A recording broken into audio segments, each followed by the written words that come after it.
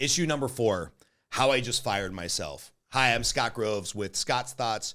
Don't forget to subscribe to our bi-monthly newsletter at scottsthoughts.com. Today, I'm going to start with a lengthy story about me, and then circle back to lessons we've learned about micro-communities in issue number 3. If you haven't read that issue, I recommend going to the website scottsthoughts.com and checking out issue number 3 of our newsletter. This is a picture of me, a pretty bad picture, by the way, celebrating at Dave & Buster's after getting fired. You can see how happy I am. Check out the website for the picture. So a lot happened between Thanksgiving of 2025 and March of 2026. I was actually fired twice to close out the year, but I'll get to that shortly. First, a confession about me, Scott Groves, your author, to you, the reader or the watcher.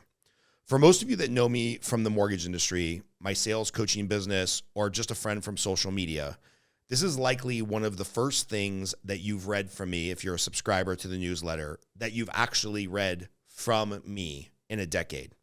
But Scott, you say, I get your newsletters all the time. I get your mortgage correspondence. I get all of the stuff that you email out.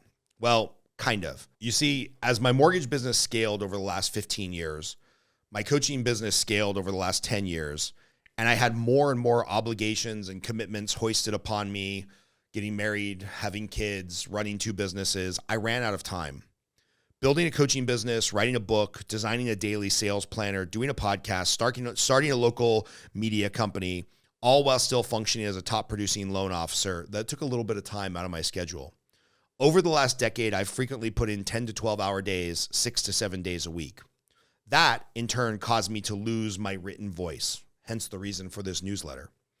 It took me a decade and it was a slow process, but you have probably not heard from me in a very long time. For years, my talent assistants have been writing our coaching recaps and marketing emails. I had someone writing my ad copy and I would just rubber stamp it.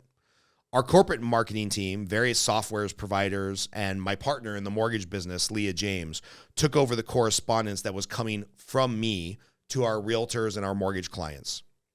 And recently, with the rise of AI, our entire email library has been more or less influenced by, created by, refined by, or written by ChatGPT or Claude. Much of my social media marketing, even though it's me on camera, has been curated, edited, chopped up by agencies or apps doing the work for me. It's weird to sometimes look at your own content and cringe, but it's happened to me more than I care to admit.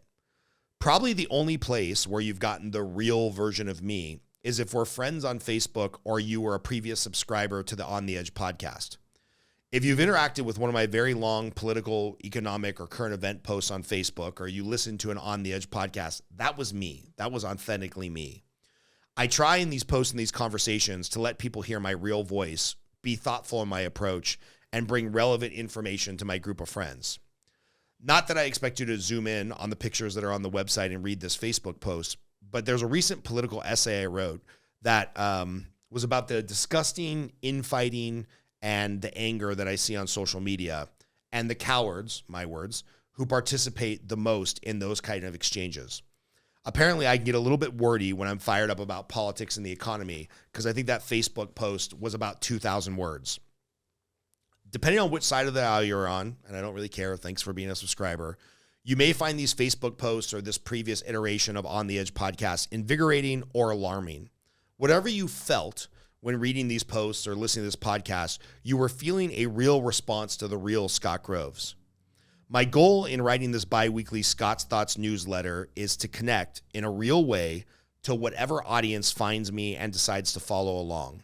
Not everyone will be a fan. That's okay whether you subscribe or you unsubscribe.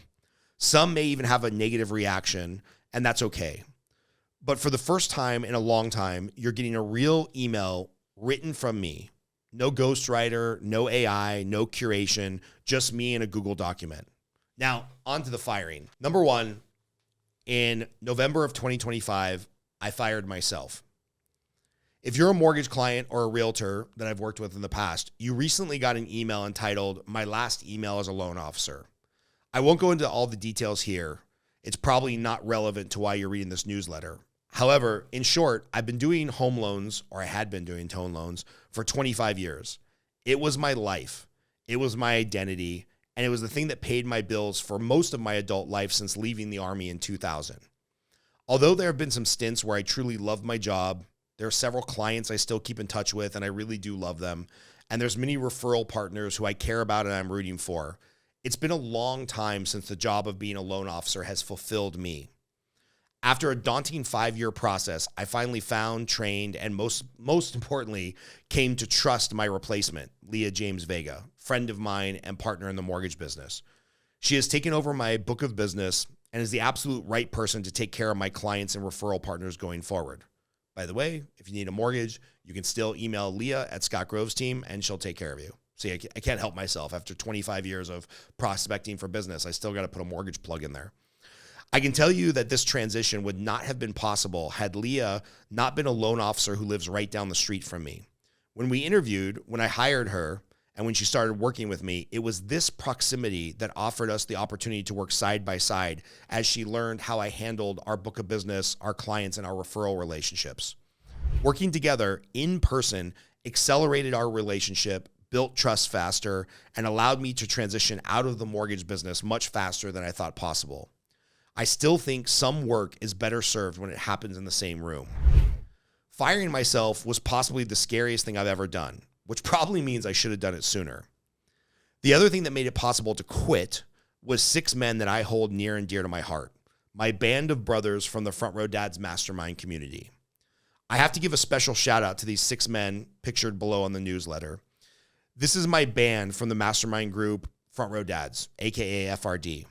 I've been part of FRD since its early days, and our mission is to be fathers with businesses, not businessmen trying to find time to be fathers.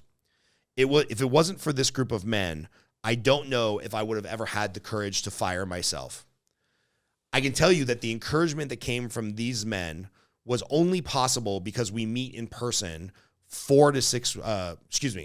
we meet in person every 4 to 6 weeks on Zoom, and we get together several times a year in person. It's that live interaction, that face-to-face, that created the emotional trust over years that allowed them to call me out and help me make the tough decision to fire myself.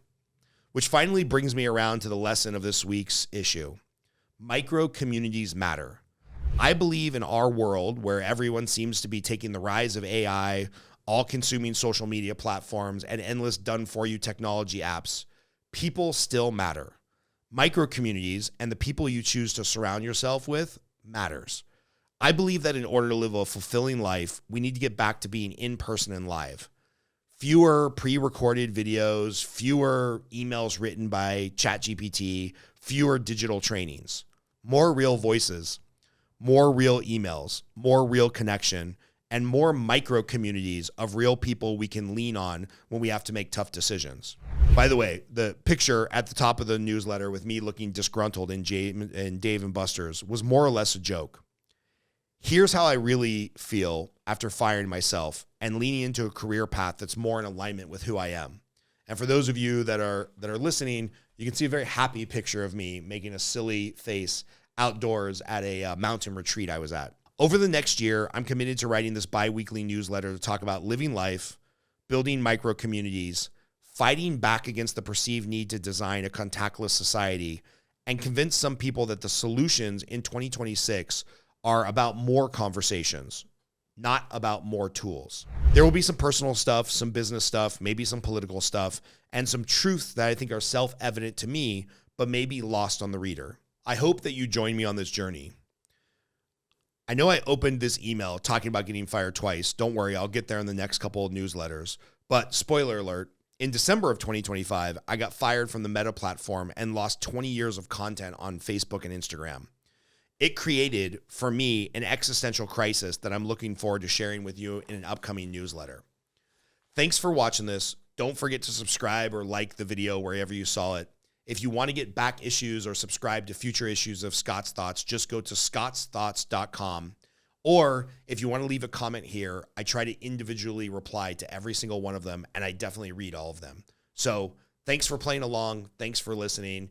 And let us know what you think so that we can curate for future emails to the audience and what you guys are looking for.